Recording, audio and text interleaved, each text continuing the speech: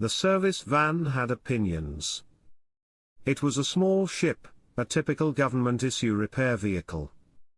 The government still clung to the archaic term van for some odd reason. Dave thought it was probably due to the fact the government was just as archaic. The van believed in hard starts, soft brakes, and expressing itself through a symphony of dashboard rattles.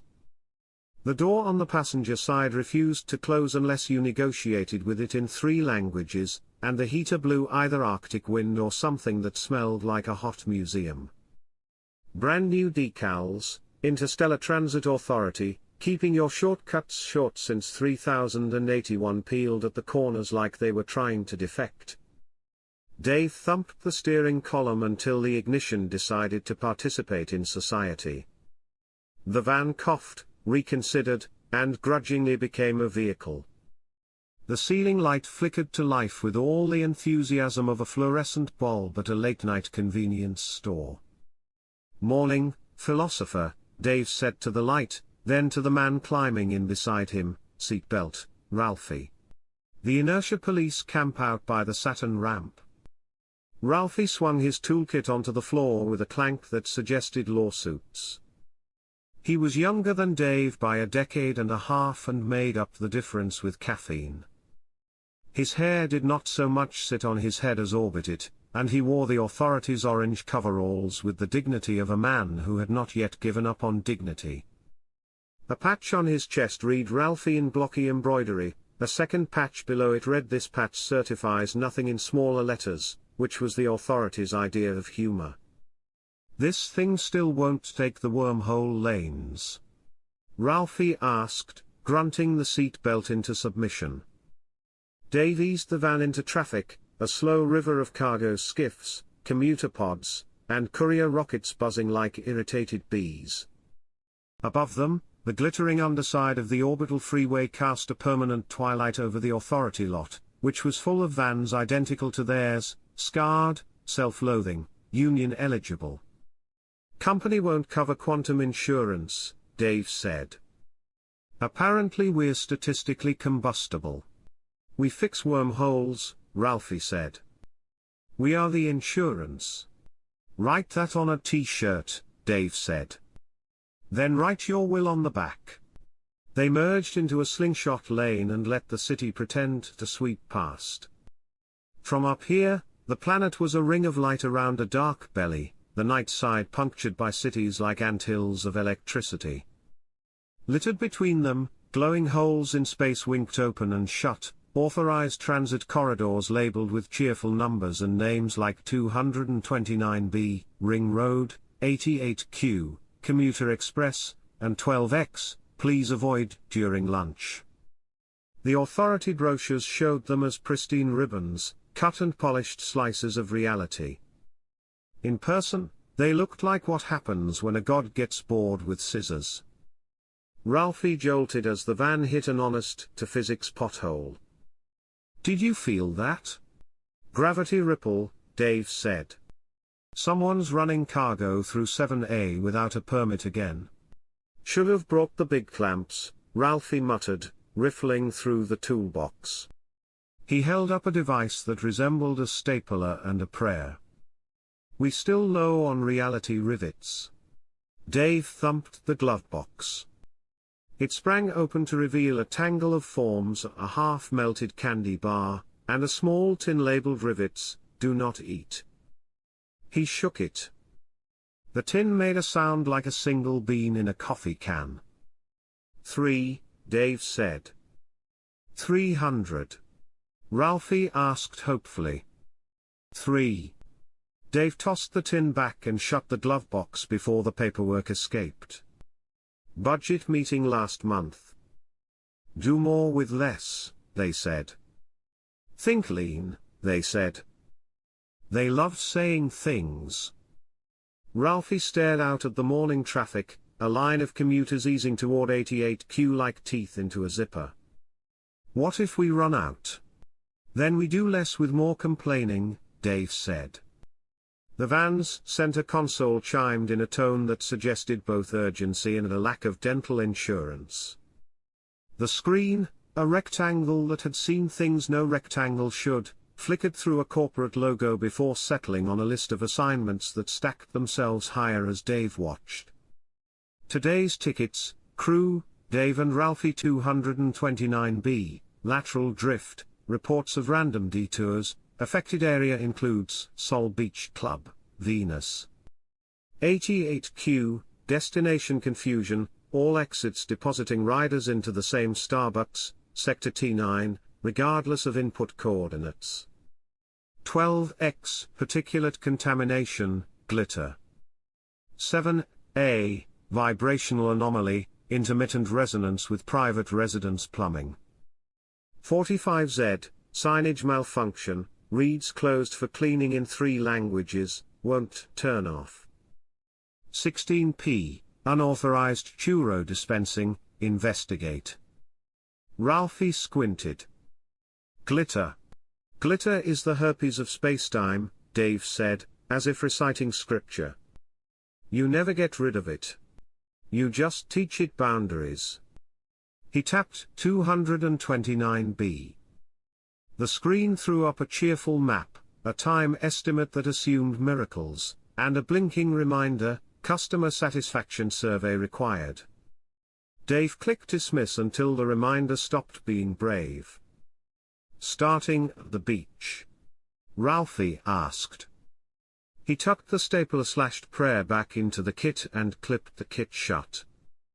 The kit immediately unclipped itself as if offended. Dave guided the van onto the outbound ramp. Start where people with money are yelling. Tradition. Ralphie found a paper cup of coffee in the cup holder that might have been from last week. He sniffed it, decided against it, and used it to wedge the toolbox closed. You sleep at all? Dave scratched at his jaw, which had been growing stubble since the last solar eclipse. Had a dream my ex-wife was a wormhole. Kept reopening every time I thought I'd patched it. Healthy, Ralphie said. Therapist would say it's about control, Dave said. I say it's about needing better clamps. They slid along the arc of the orbital freeway, the planet turning below like a coin deciding. The authorities' building shrank into a square of grey righteousness. Ahead, a cluster of neon brochures pretending to be ships swam for 229B. The wormhole itself glowed a little too green, the wrong kind of minty. Even from here, Dave could see the shimmer where clean geometry had gone rippled at the edges. Ralphie clicked his tongue. Tourist spillover. People think a spontaneous detour is part of the experience, Dave said, checking the mirror for a courier, who had decided lanes were a suggestion. They paid for a shortcut, they wanted to surprise them. They also want a selfie, Ralphie said, pointing. A party yacht in the shape of a shoe, money's imagination is always terrible, had pulled alongside 229B. Its deck was crammed with people in swimsuits and moral certainty. A woman leaned over the rail with a margarita and shouted into the cosmic wind, "Babe, film me." She dove into the warped edge of the lane and vanished with a squeal. Her friends cheered. The shoe yacht's DJ turned up the bass until nearby satellites developed opinions. Dave signaled, because he believed in civilization even when civilization did not believe back, and slid the van onto a maintenance spur. A service-only sign watched them approach with bureaucratic suspicion, then blinked green when the van pinged its credentials like an old dog remembering a trick. Ralphie fished his helmet from the back. It was the kind of helmet that made you look safe as you died. He handed one to Dave, who jammed it over hair that had decided hats were class warfare. Try to be polite, Dave said, popping the door. My middle name is Polite, Ralphie said. Your middle name is Probation, Dave said, and stepped into the morning. Out here, morning meant star-sharp cold, and the taste of metal. The maintenance platform extended like a tongue toward the edge of the wormhole. Beyond the railing, space did its best impression of empty. The van's hazard lights ticked with patient disapproval. Below, the planet turned, clouds smearing white paint over blue and brown, cities winking like broken pixels.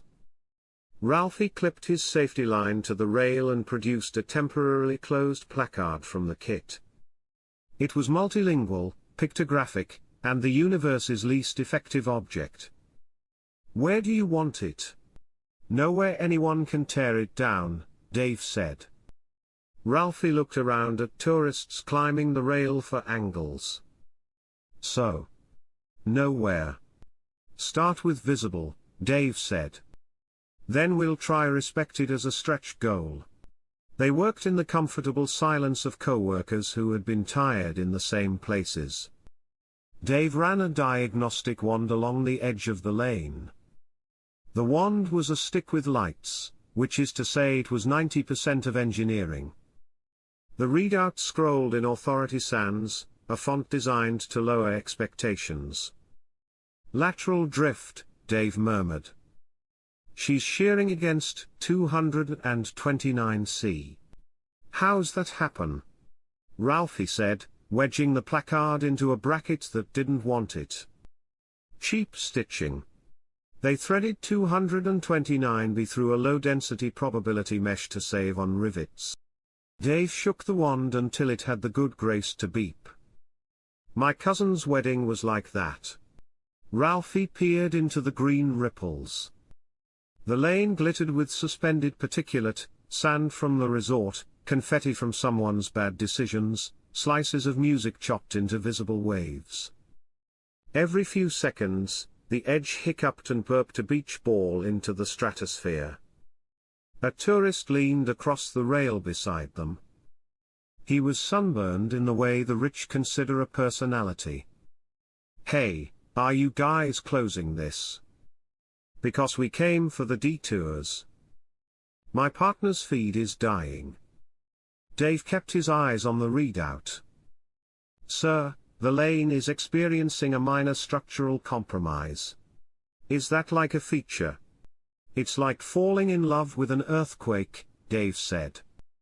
"Technically thrilling, mostly debris." The man nodded as if this validated his life choices. "So? In 5 minutes?" Ralphie smiled with all his teeth. "In as long as it takes to make it safe to be an idiot." The tourist wandered off, satisfied. Ralphie slotted the placard into place. The sign lit dutifully, "Temporarily closed, please use 229 C, same sun, fewer lawsuits." It immediately became a backdrop for selfies. Dave clipped a prism of probability mesh to his belt. The mesh looked like packing tape and felt like the lie you tell yourself about one more drink. He unspooled a long strip and smoothed it along the bruised seam where 229B had drifted into its neighbor. Spacetime complained in a frequency most humans can only hear as regret. Ralphie held the edge while Dave worked the mesh with the reality iron, a tool shaped like a hotel iron because the universe has a sense of humor. The green ripples relaxed. The burping slowed. 2 more passes, Dave said. "Then we pin it." "Pins," Ralphie said brightly. "We have 3. "Use 'em like poetry," Dave said. He set the iron's heat to mother's approval and pressed. The wandering seam sighed and settled, the wormhole's mouth rounding into a clean ellipse like a good vowel. From the shoe yacht, a woman in a hat large enough to influence tides shouted, "When does it reopen?" "Soon as it won't spit you into a volcano," Ralphie called back. "Babe!" the woman shrieked.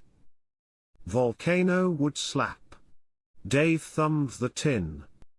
One rivet clinked into his palm, transparent, humming with the lazily smug energy of a cat. He pushed it through the mesh and into the seam. Spacetime puckered obediently and held. 2 left, Ralphie said. "Save them for 7A, Dave said. If plumbing gets involved, I want to have the moral high ground. A shadow fell over the platform. Dave turned.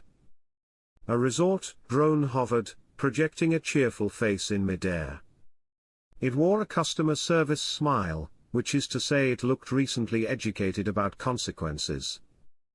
"Hello, valued guests," it chimed, addressing everyone and no one. The Sol Beach Club is not affiliated with any malfunctions you may encounter. However, we are offering 2-for-1 slushies. Ralphie raised his hand. "Do you validate parking for interdepartmental grief?" The drone blinked. "Please enjoy your stay." Dave tore a final strip of mesh, smoothed it, and stepped back. The lane brightened. The green went mint to clean.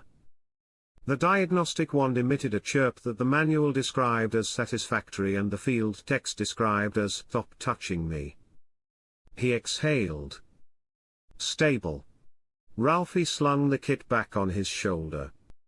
"Survey?" Dave sighed and tapped his wrist unit.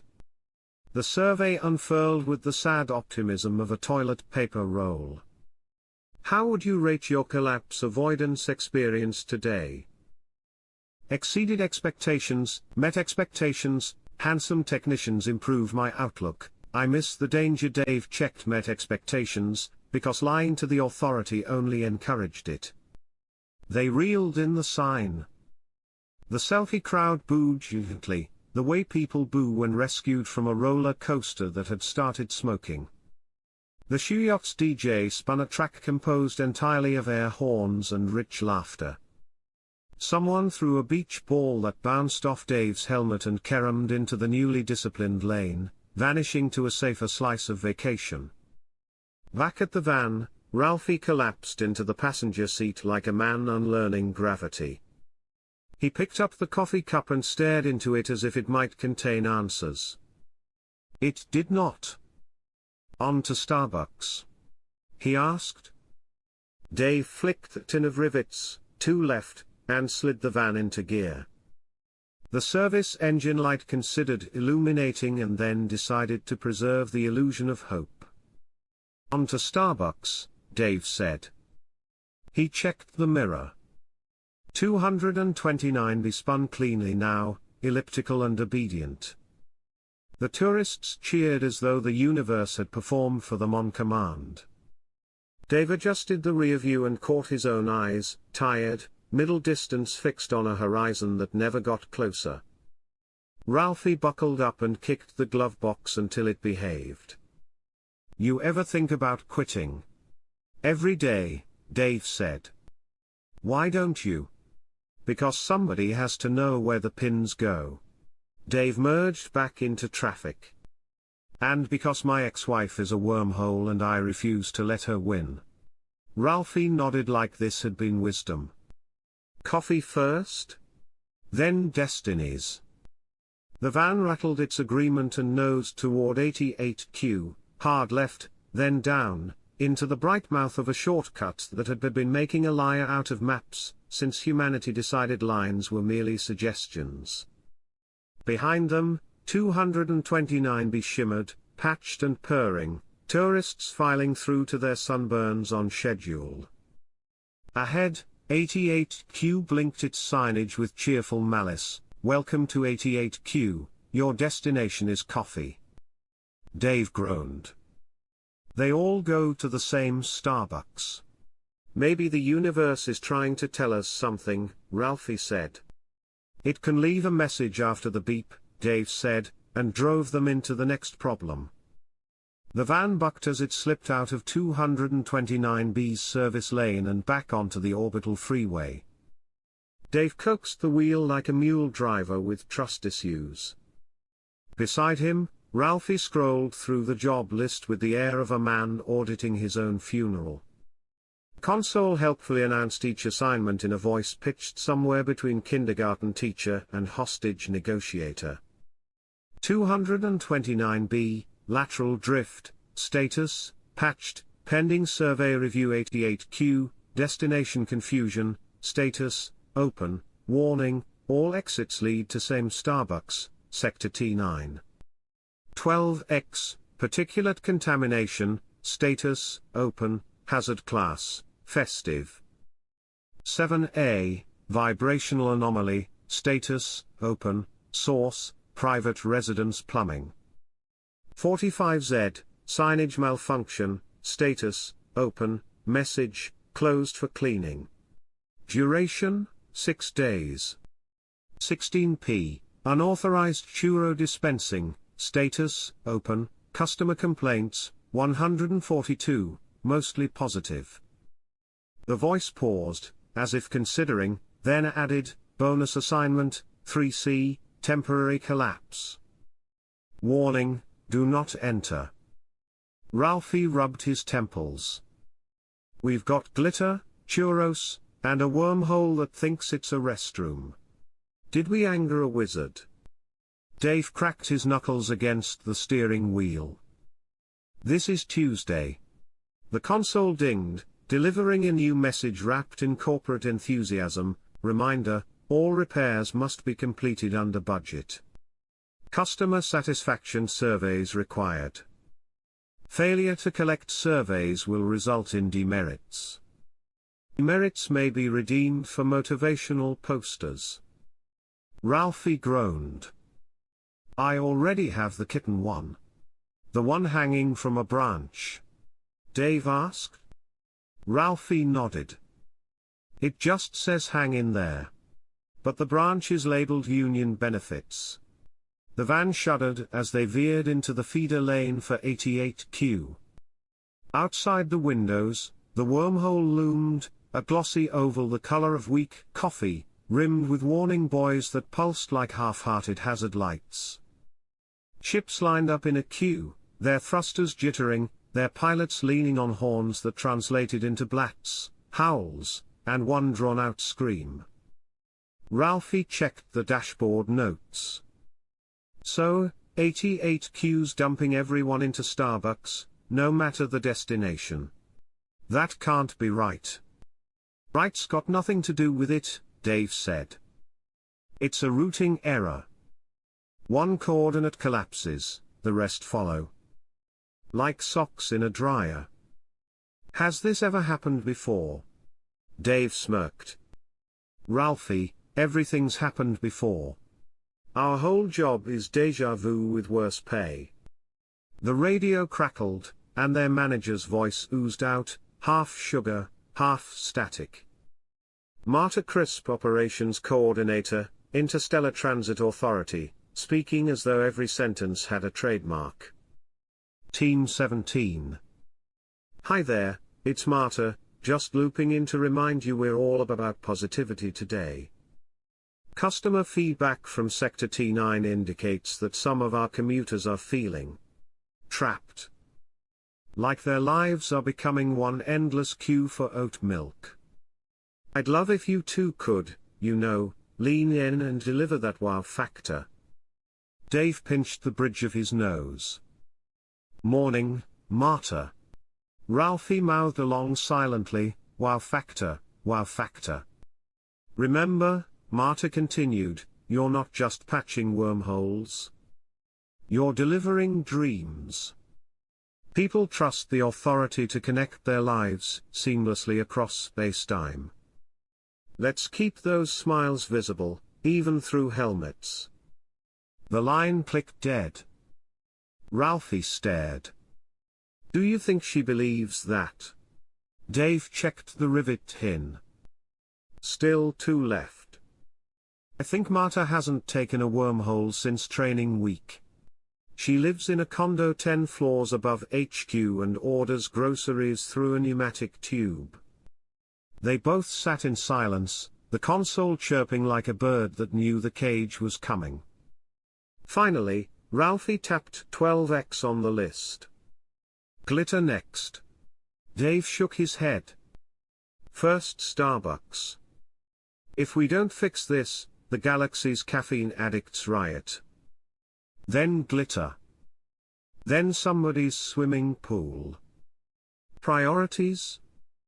The van drifted into the holding pattern above 88Q, and the queue of angry ships blinked their running lights in Morse approximations of profanity. Ralphie pulled his helmet back on. "Place your bets. How many people are currently stuck in Starbucks?"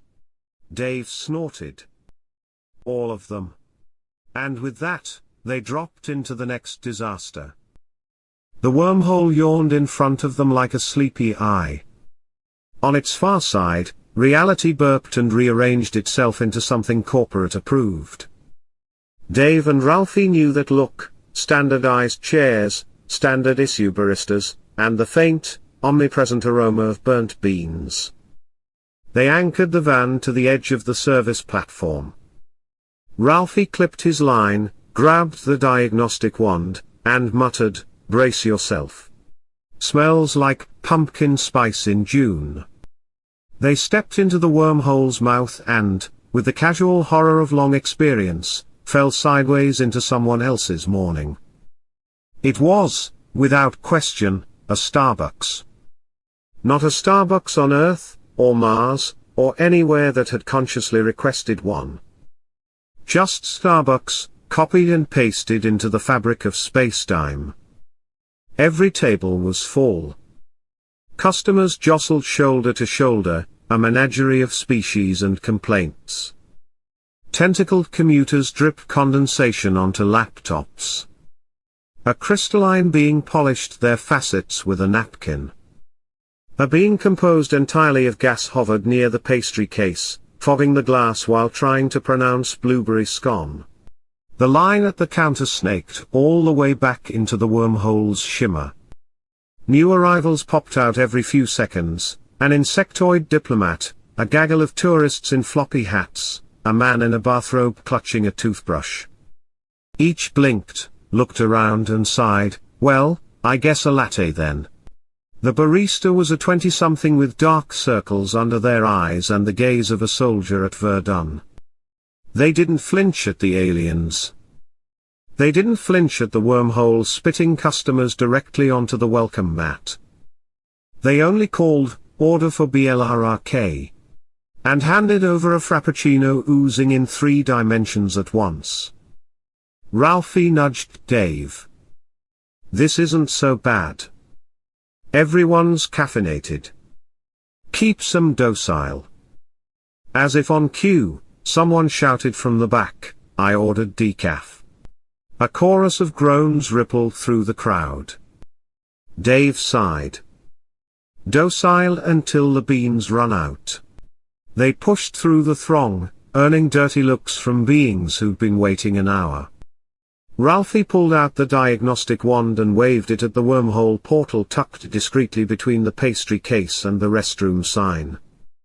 The wand's screen glowed a warning shade of orange. "Collapsed routing table," Ralphie said. "Every destination's being mapped to the same coordinates." Dave peered over his shoulder. "Sector T9. Local Starbucks franchise." Ralphie tapped the wand. "It's like the wormhole forgot everywhere else exists." "Wish I could do that," Dave muttered. A human businessman in a wrinkled suit jabbed a finger at Dave. "Hey, authority guy. I was supposed to be in Andromeda for a merger. Instead, I'm stuck in a coffee shop." Dave nodded. "Tragedy. Do you know how much this delay costs me per hour?" "No," Dave said, "but I'm sure you'll tell me." The man launched into numbers large enough to warp spacetime. Dave tuned him out, ducked behind the espresso machine, and checked the wormhole's anchor node, a small, humming cube hidden next to the oat milk pump.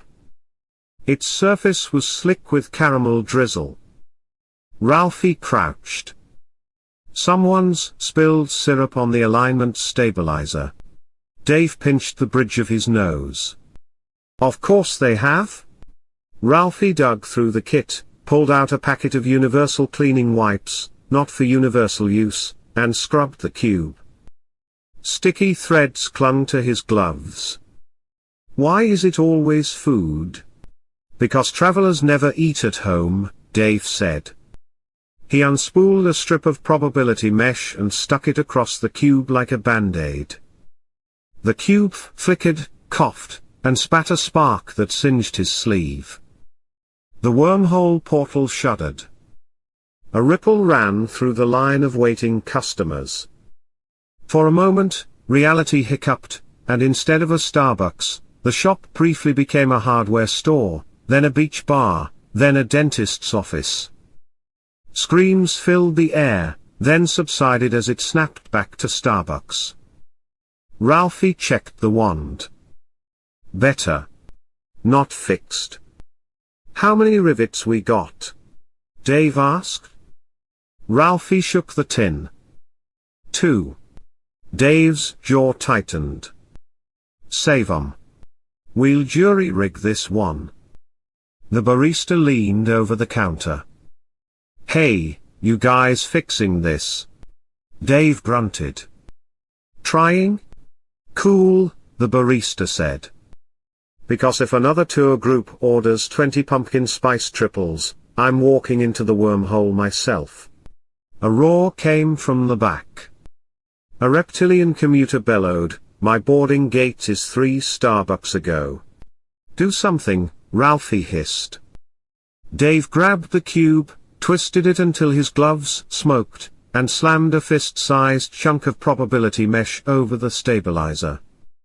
The wormhole portal flickered, flashed, and then belched a man in a Hawaiian shirt directly into the pastry case. Where am I? The man gasped. Starbucks, everyone chorused. The cube beeped. The wand pinged green. Dave exhaled. Routing's clear. The portal shimmered, then snapped back to proper configuration. A trickle of relieved commuters vanished into its depths, bound for destinations that were not coffee. The Starbucks shrank to a manageable crowd, the barista's 1,000-yard stare easing by a millimeter. Ralphie checked the wand again. Looks stable. For now? Dave filled out the survey on his wrist unit. How would you rate your coffee-related transit experience? He ticked. Handsomeness of technicians improved my outlook. The businessman in the wrinkled suit stormed past, clutching a venti latte. You'll be hearing from my lawyers. Dave nodded. Make sure they use decaf. Back in the van, Ralphie peeled off his helmet and shook his head. One wormhole, one coffee shop. The galaxies held together with sugar syrup and mesh tape. Dave started the engine. Always has been. The console pinged, next assignment, 12X, particulate contamination, hazard, glitter. Ralphie groaned. Glitter? Why's it always glitter? Dave flicked the wipers as if to ward off the thought. Because the universe hates us personally. The van rattled into gear and pulled toward 12X, where sparkles already drifted like cosmic dandruff. The van drifted toward 12X on fumes of optimism and burnt coffee. Ahead, the wormhole glittered like a piñata in distress, every ship that slipped through emerged coated in shimmering dust, trailing sparkles across the orbital freeway like a parade no one had asked for. Ralphie pressed his helmet to the windshield. It's beautiful. In the way that diseases are beautiful under microscopes. Dave grunted. Yeah. Glitter's the herpes of space-time. Looks pretty, ruins lives, never leaves. The van's console chimed, a chirpy sound engineered to resemble encouragement but calibrated to cause migraines. A cheerful logo unfurled across the cracked screen, Interstellar Transit Authority, where your shortcuts matter. Marta Crisp's face appeared. Their manager's hair was shellacked into a helmet, her blazer a shade of teal designed to weaponize calm. Behind her, the authority office buzzed with screensavers of wormholes that had never malfunctioned in their lives. Team 17. Marta sang, her voice sugared static. "How are my favorite frontline heroes?" Ralphie mouthed silently to Dave, "We're her only frontline heroes." Dave muted the mic, muttered, "Don't remind her," then unmuted. "Morning, Marta." Marta beamed. "I see you've already delivered exceptional outcomes on 229B and 88Q. Wonderful. The feedback is just glowing." She checked a tablet. One passenger even rated their detour as spiritual. Ralphie snorted. That was the guy in the Hawaiian shirt who crashed into the SCON display. "Exactly," Marta said brightly. "Authenticity sells."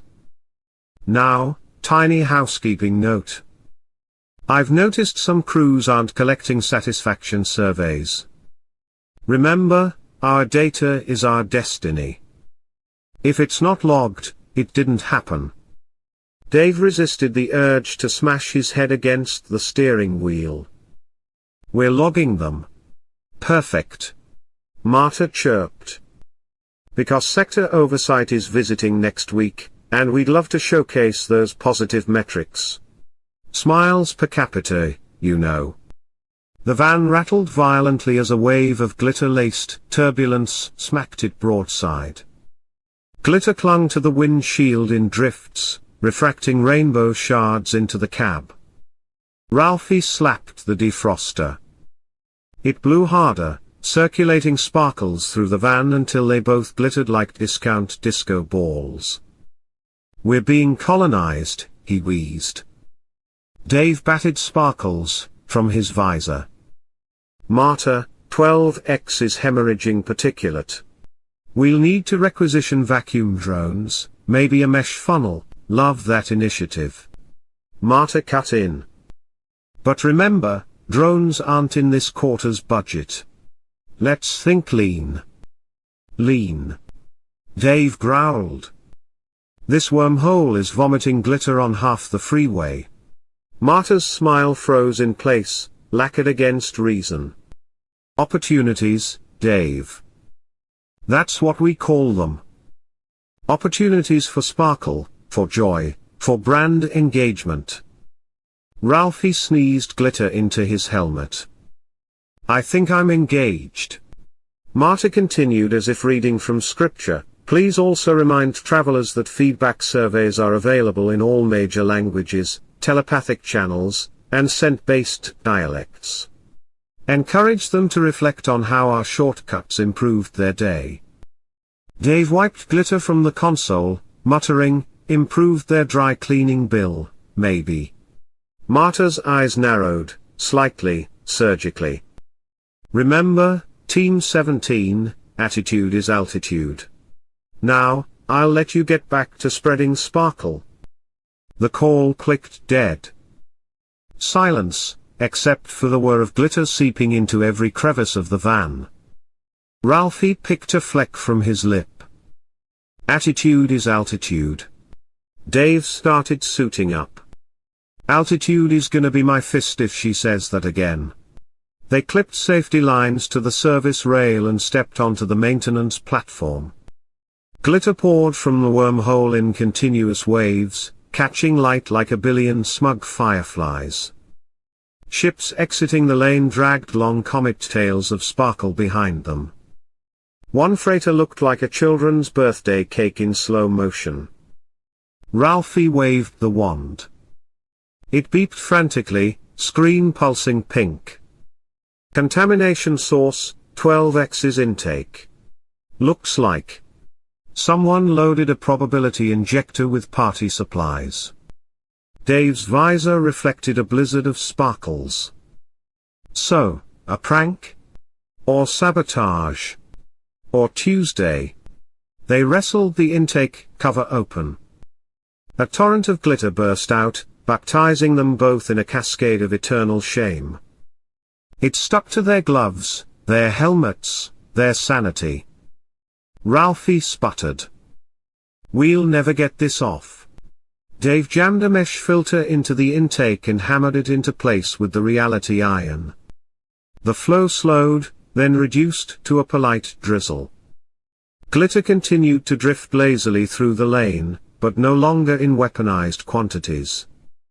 Ralphie shook his helmet, sending a galaxy of sparkles into orbit. Call it fixed. Dave thumbed the rivet tin. Still 2 left. Yeah. Until the next party. Back in the van, Dave filled out the mandatory report. How would you rate your sparkle-related transit experience today? He ticked, exceeded expectations. Ralphie, still coughing glitter, asked, why'd you lie? Dave shrugged. Because Marta reads these. If she sees the truth, she'll put us on a training module. Ralphie groaned. Not another module. Dave put the van in gear. Exactly?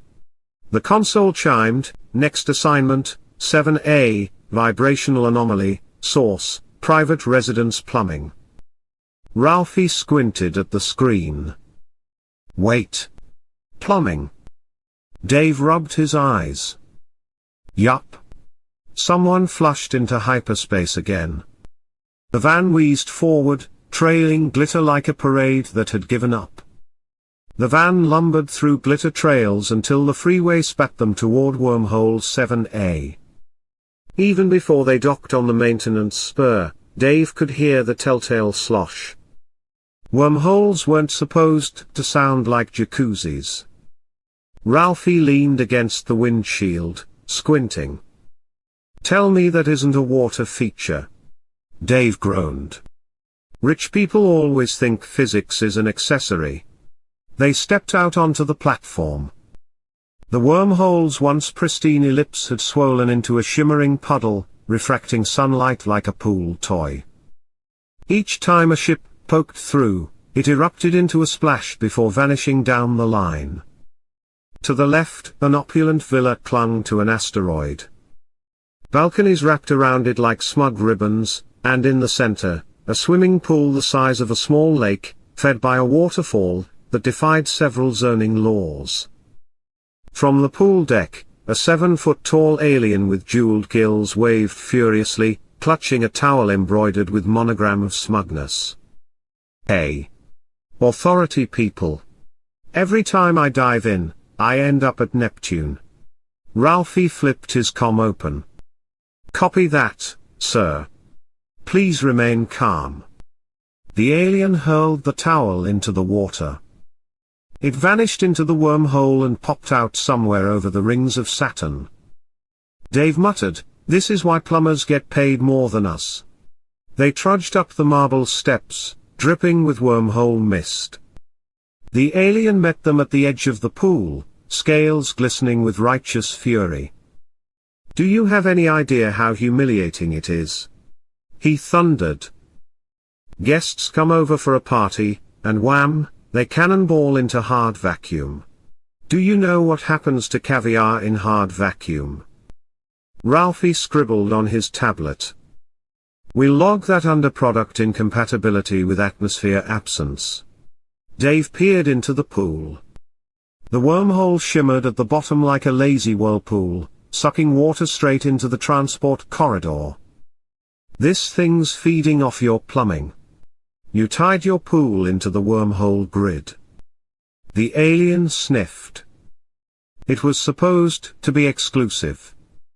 Direct swim access to anywhere in the galaxy.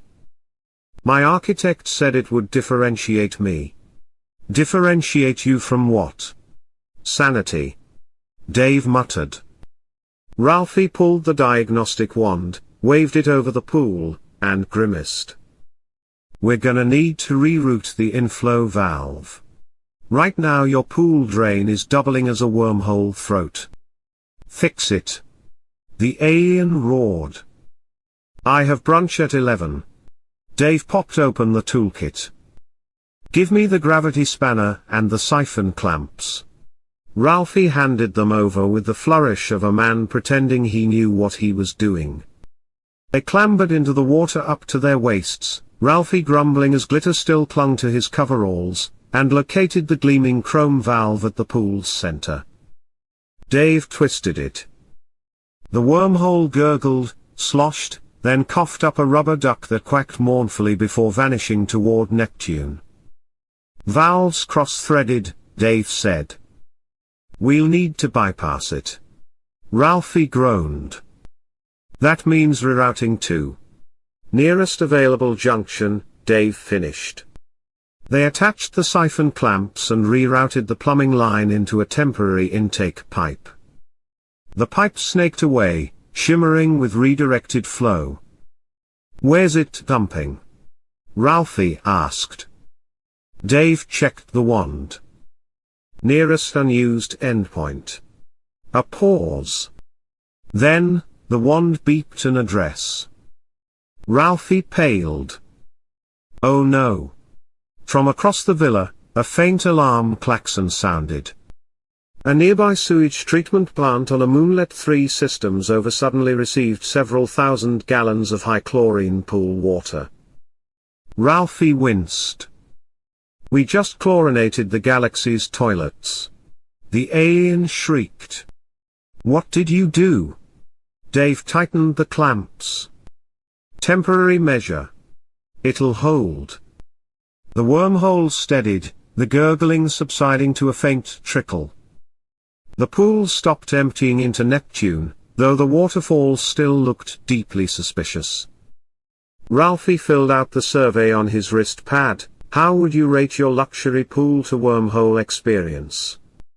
Options included: thrilling, like brunch in a black hole, met expectations, but expectations were insane, my brunch is ruined, other. Ralphie ticked other and typed, stop building pools into spacetime. Dave shook his helmet dry. All patched. No more cannonballs to Neptune. Though your brunch might taste like chlorine. The alien sputtered. "I'll sue." "Please do," Dave said. "Our lawyers need the practice." Back in the van, dripping and irritable, they buckled in. Ralphie checked the console. Next up, 45Z. Signage malfunction. Says closed for cleaning. Dave smirked. Finally, a wormhole honest about itself. The van sputtered forward, leaving the alien gesticulating poolside at brunch guests who were already snapping selfies with the Neptune lawsuit duck. The console was still shedding glitter when it chimed again. Next assignment, 45Z, signage malfunction, status, all traffic halted. Dave grunted. Signage. How bad could it? He cut himself off as the van crested the orbital ramp and the view opened. 45Z was a cosmic parking lot. The wormhole mouth shimmered in the void, but nothing moved through it. Instead, hundreds of ships floated in a dense, frustrated knot, freighters idling like sulky elephants, commuter pods honking their digital horns, pleasure yachts broadcasting complaints in 17 languages. Every vessel wore the same blinking banner on their HUD, 45Z closed for cleaning. Please wait. The banner pulsed politely, like a waiter smiling while you starved. Ralphie whistled. Well, that's new. Reality says it's mopping the floor. Dave smacked the steering wheel. We're looking at an interstellar rush hour pileup.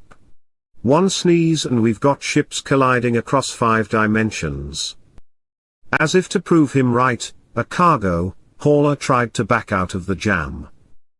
Its thrusters clipped the fender of a luxury cruiser shaped like a swan. The cruiser's owner, a feathered aristocrat, immediately opened every loudspeaker to scream operatic insults at 200 decibels. Ralphie covered his ears. Should we? I dunno.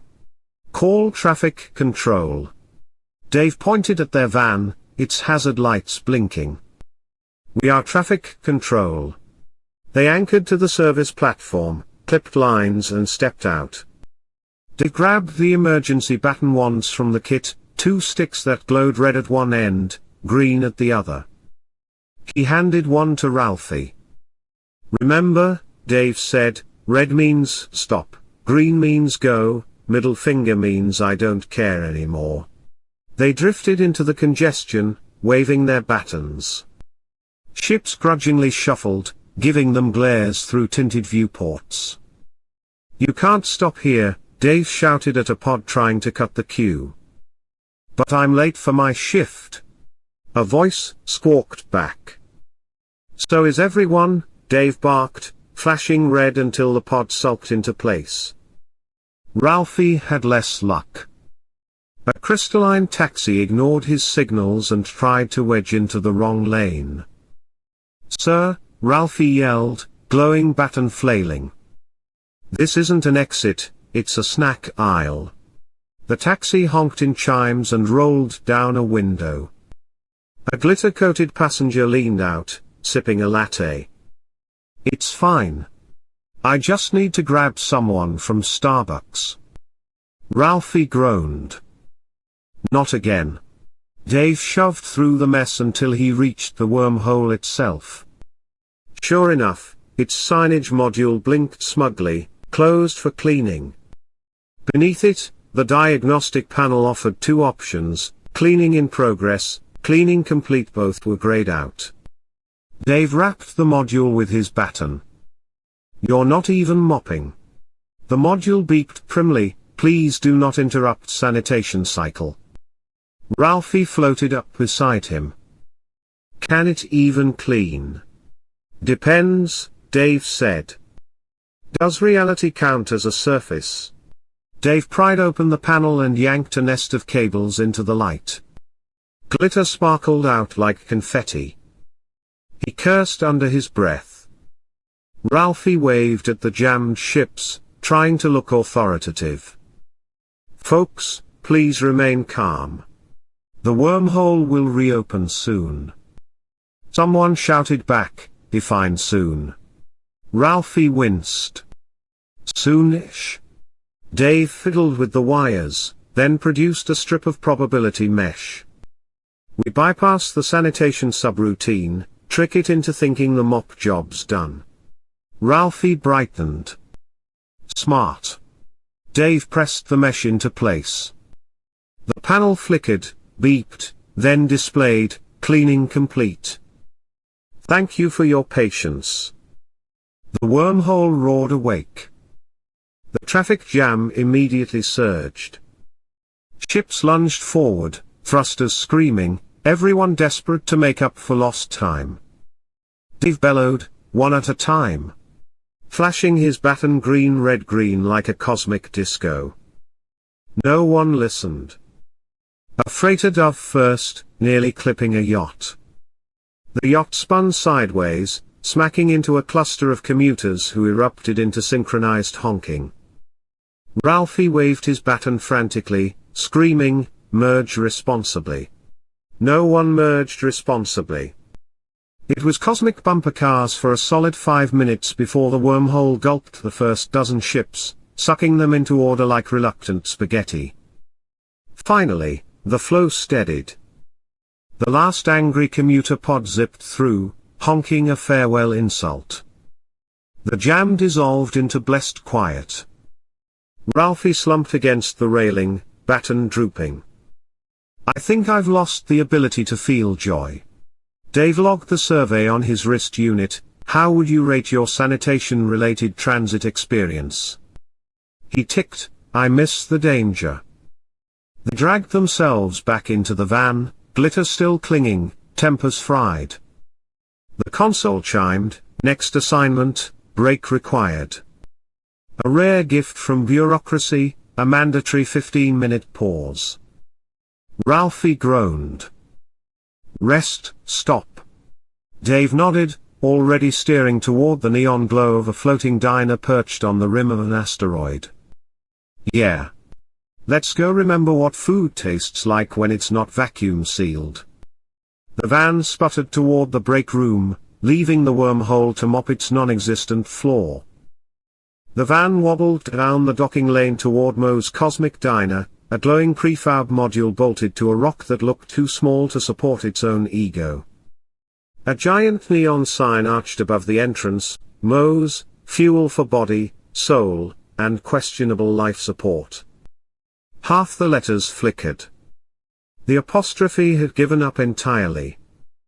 Dave parked between a convoy of delivery pods and something that looked like an angry clam with headlights. He killed the engine. It coughed once, then died as if relieved. 15 minutes, he muttered, unbuckling. Ralphie grabbed the tablet with their job list. Mart'll scream if we run over. Marta screams if we breathe wrong, Dave said. We'll risk it. The diner was a nostalgia bomb: chrome booths, vinyl seats, and a jukebox humming old earth rock through static. Out the panoramic windows, the void stretched indifferent, glitter flakes from 12X still drifting past like stubborn snow. They took a booth near the back. A tired server bot rolled up, all chipped paint and sticky wheels. Its name tag read Mo, though its voice was distinctly synthetic. What'll it be, gents? The bot rasped. Ralphie skimmed the laminated menu: Nebula nachos, black hole burger, quantum fries. He ordered a burger and fries, mostly because the photo looked less judgmental than the rest. Dave didn't bother with the menu. Coffee. Extra existential. The bot's eyes flickered. Existential comes standard. It rolled away, muttering about tips. Ralphie slumped into the booth, scrubbing glitter from his hair. So, how much are we making today? After hazard pay? Dave laughed without humor. Hazard pay. Ralphie blinked. We don't get hazard pay. We get hazard acknowledgement, Dave said. That's a checkbox on your payslip. It means they recognize the hazard existed. Doesn't mean they pay you for it. Ralphie groaned. Figures. He rubbed his eyes. What about overtime? Dave sipped water the bot had deposited like it hated the glass. You'll get a coupon. For what? 1 free gravity adjustment in the office stairwell.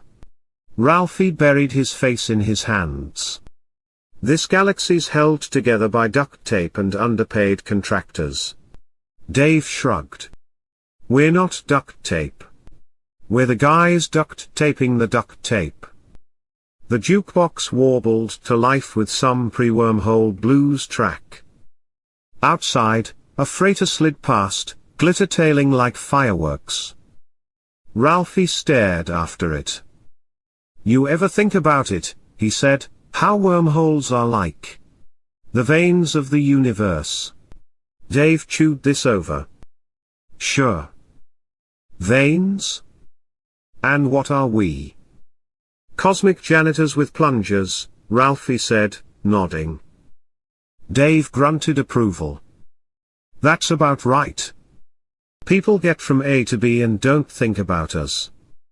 Unless the toilet overflows, no one wonders who unclogs it. Ralphie poked at the napkin dispenser. But doesn't it bother you? I mean, we're holding the galaxy together. Without us, half the sector's stuck in Starbucks, the other half is cannonballing into Neptune. Shouldn't that mean something? Dave leaned back. It means we're tired? That's all it ever means. The bot returned with a tray, 1 burger that steamed like a suspicious experiment and 1 mug of black sludge that smelled like motor oil and regret. Enjoy, the bot rasped, slamming the mug down. The liquid quivered, as if aware. Dave eyed it. Think this'll kill me? Ralphie bit into his burger and chewed thoughtfully. If it does, can I have the van? Dave snorted. You don't want the van. The van wants you. They ate in silence for a moment, the sounds of the diner filling the gaps, clattering cutlery, hiss of fry oil, a lizard accountant in the next booth arguing with his tax preparer about interdimensional deductions. Ralphie wiped ketchup from his chin. You ever dream of quitting? Dave took a long swallow of sludge. It burned going down, settling somewhere between his stomach and his conscience. Every day. So why don't you? Because someone has to know where the rivets go. Dave set the mug down carefully. And because my pension vests in another 6 centuries. Ralphie whistled low. You're gonna be dead before that. Exactly, Dave said. The bot returned, slapping down their check. The slip read, total, 12.50. Gratuity suggested, existence. Dave tossed a few crumpled credits onto the table. Come on. Mart'll have us on a motivational call if we're late. Ralphie groaned, sliding out of the booth. Motivation's just guilt in a blazer. They stepped back into the void, glitter drifting past like a reminder of unsolved problems. The van greeted them with a sulky beep. The console chimed before Dave could sit. Next assignment, 7A, vibrational anomaly. Warning, resonance with plumbing systems. Ralphie buckled in, muttering, here comes the toilet job. Dave started the engine. Janitors of the universe, kid. Plungers up. The van sputtered into motion, neon diner shrinking behind them. The van rattled into the service lane for Wormhole 7A, and Dave already had a headache. Not from glitter this time, or chlorine, or traffic horns. This was a plumbing headache. Listen, he muttered, fiddling with the tin of rivets. If this one involves actual sewage, I'm filing for hazard acknowledgement twice. Ralphie checked the wand. It beeped mournfully, flashing a new alert, resonance source, corporate headquarters. Dave frowned. That's not possible. Ralphie turned the wand sideways, smacked it, then reread. It's possible. Says it's tethered to. Ah. He squinted at the readout. Executive washroom. They both stared at the wormhole, shimmering innocently. Then it burped. A gold-plated toilet brush tumbled out and spun gently into the void. Dave swore. Oh no. No, no, no. They anchored the van and stepped out. Sure enough, the wormhole's ellipse distorted with rhythmic gurgles, flushing in and out like a cosmic stomachache. Every few seconds, bubbles rose across its surface. Ralphie pinched his nose through the helmet. Why does vacuum still smell like bathroom? Corporate bathrooms defy physics, Dave said grimly. The wormhole hiccuped. This time, a bath mat fluttered through, embroidered with the words live, laugh, leverage. Ralphie snorted. That's Marta's washroom, isn't it? Dave groaned. Of course it is. The universe hates us personally. Right on cue, their console lit up. Marta's face appeared, pale and furious, teal blazer a shade brighter than usual. Team 17. She barked, voice higher than the glitter incident. Why am I staring into my own bathroom every time I try to? You know? Ralphie tried not to laugh. Resonance anomaly, ma'am. The wormhole's tethered itself to your, facilities. Marta's jaw clenched. Well, untether it. We'll need authorization for emergency rivet use, Dave said flatly. Fine, fine. Use whatever you need. She leaned closer, whispering through gritted teeth. And for the love of quarterly metrics, fix this before oversight arrives. If they see this, the call cut off as the wormhole belched again, this time disgorging a monogrammed plunger. It drifted past Dave like a silent accusation. Dave pulled the last 2 rivets from the tin. They glowed smugly in his palm. All right. This is it. We use them both here or the galaxy gets flushed into Marta's bathroom forever. Ralphie wrinkled his nose. That's not how I want to be remembered. They waded into the shimmer, tools ready. The wormhole's edges shivered, rippling with tile grout patterns and faint whiffs of air freshener. Somewhere inside, water splashed ominously. Ralphie gagged. It's echoing toilet flushes. Dave gritted his teeth. Patch the seam. Don't think about the acoustics. Together, they slapped probability mesh across the resonance fracture. The wormhole groaned. Marta's angry voice echoed faintly through the ripples. I can hear you in here. Dave hammered the first rivet home. Spacetime winced, but held. The gurgling subsided to a nervous burble. Second one. Ralphie shouted, holding the mesh taut.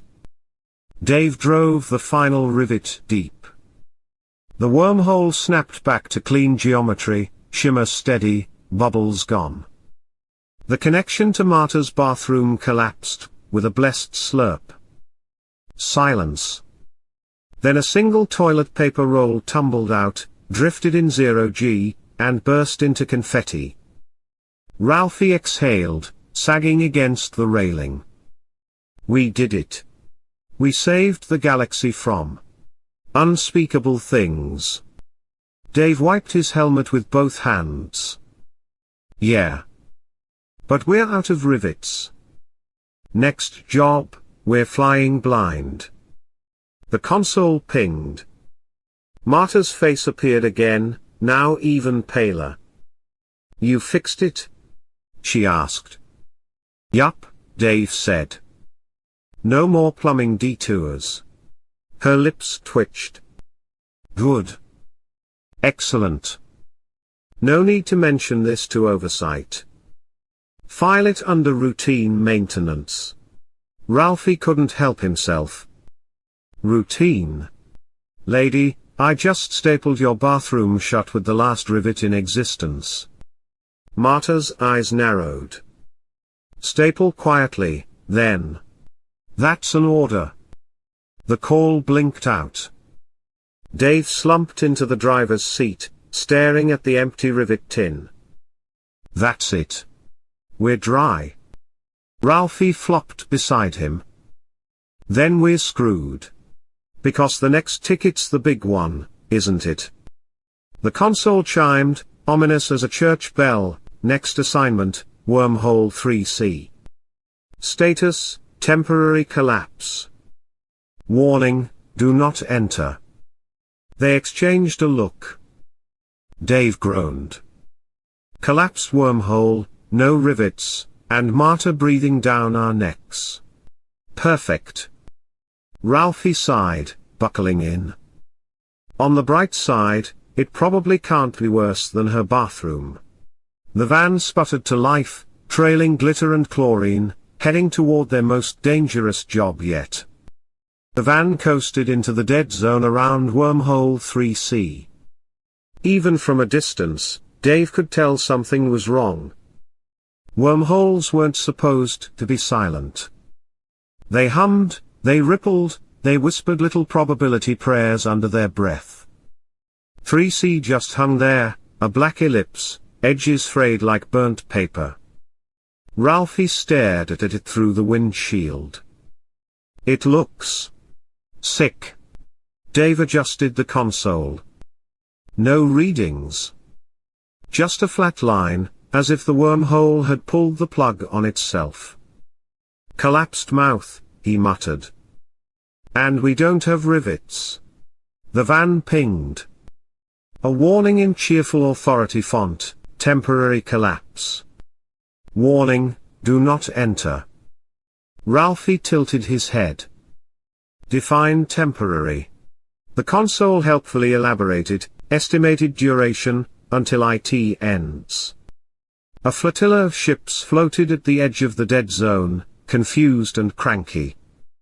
Their calms chattered with irritation. I've been waiting 3 hours for this shortcut. My cousin's graduation is on the other side. Does anyone smell coffee? One pilot's voice broke through, ragged with panic. Help. I'm stuck inside. Dave stiffened. He patched the signal through. A weary voice filled the cab. Name's Captain June. My ship's trapped in a loop. I keep docking at gate 42 in the same layover terminal. Same shops. Same announcements. It never ends. I've eaten 6 pretzels. Ralphie frowned. Pretzels. Airport food, June rasped. Endless. Please. Get me out before I buy another neck pillow. The signal cut to static. Ralphie's eyes widened. That's what happens when a wormhole collapses into itself. Infinite layover. No arrivals, no departures, just airport food forever. Dave tightened his grip on the wheel. That's not a fate I'd wish on anyone. They docked at the maintenance spur. The platform was warped, handrails twisted like taffy. The wormhole shimmered faintly, its edges jittering, trying and failing to re-knit. Ralphie checked the toolkit. So, how do we fix a collapsed wormhole with 0 rivets? Dave rubbed his face. We improvise. Spacetime's just fabric. You tear it, you sew it back together. Ralphie blinked. With what? Needle and thread? Dave opened the glove box. Inside was a ball of duct tape, a spool of cable ties, and a bag of probability mesh scraps too small to be useful. He grinned grimly. Close enough.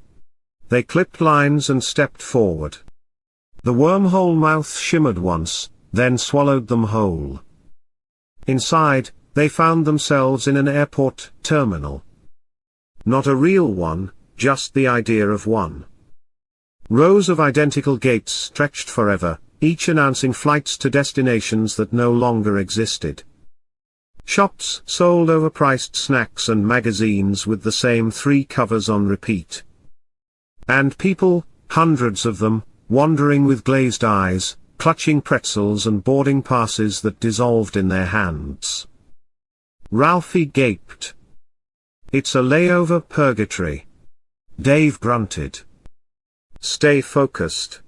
Captain June stumbled toward them, salt on his uniform from too many pretzels. You came, he gasped. You have to fix it. Working on it, Dave said. At the center of the terminal, the wormhole core flickered, an exhausted knot of light, pulsing faintly. Threads of probability dangled loose, tangling into departure boards that endlessly flipped through destinations, Riga, Chicago, Mars. Gate 42. Gate 42. Gate 42. Dave pulled the scraps of mesh, started weaving them together like patchwork. Ralphie, give me cable ties. Ralphie fumbled with the kit. This feels illegal. Everything we do is illegal if you zoom out far enough, Dave said. He strapped the mesh around the core, cinching it with ties until the flickering steadied. The knot groaned like an overworked janitor. The terminal around them wavered. Shops flickered. Pretzels turned to static. Passengers blinked, confused. Ralphie hammered the duct tape into place with the reality iron, swearing with each swing. Hold together, you bastard. The wormhole shuddered violently. A blast of warped air flung them against the terminal wall.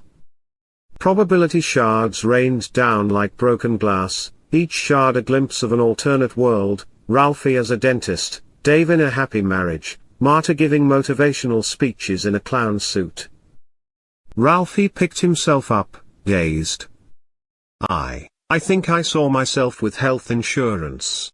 Don't get distracted, Dave growled, hauling him up. Grab the stabilizer cable. Together, they anchored the cable to the core, yanking it taut. The knot pulsed once, twice, then snapped into a stable ellipse. The terminal dissolved. Passengers screamed as reality folded, then spat them back into their proper destinations. Captain June saluted weakly before vanishing. No more pretzels. The wormhole roared, steady and open again. They stumbled back onto the platform, lungs heaving, suits coated in duct tape adhesive and static. The wormhole shimmered behind them, whole but exhausted. Ralphie collapsed against the railing.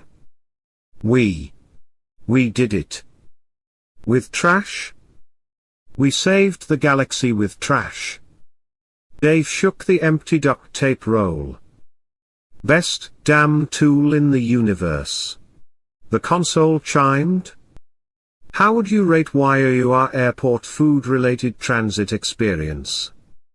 Dave ticked, exceeded expectations. Ralphie laughed until it turned into coughing. We're dead men walking. No rivets, no mesh, and Marta's going to spin this like it was part of the plan. Dave sank into the driver's seat, staring at the newly stable wormhole. Let her spin it. We know the truth. The van sputtered, wheezing into gear. The job board flickered with tomorrow's assignments, 45Z, now dispensing churros. 16p, leads directly into your ex's living room. 229b, glitter back. Ralphie groaned. Same time tomorrow. Dave sighed. If we live that long. The van rattled into the void, duct tape scraps trailing like confetti. The van limped down the orbital freeway, dashboard rattling in sympathy with its crew. The console had stopped chirping cheerful reminders, as if even it knew they were spent. Outside, wormholes shimmered quietly, pretending innocence. Ralphie sat slumped in the passenger seat, helmet on the floor, hair full of glitter that refused to die. He was chewing a fry he'd found in his pocket from Moe's, and he wasn't asking questions about its half-life. Dave drove with both hands on the wheel, eyes fixed on nothing in particular. You ever notice, he said slowly, that no matter how much we fix, tomorrow's list is always worse? Ralphie swallowed.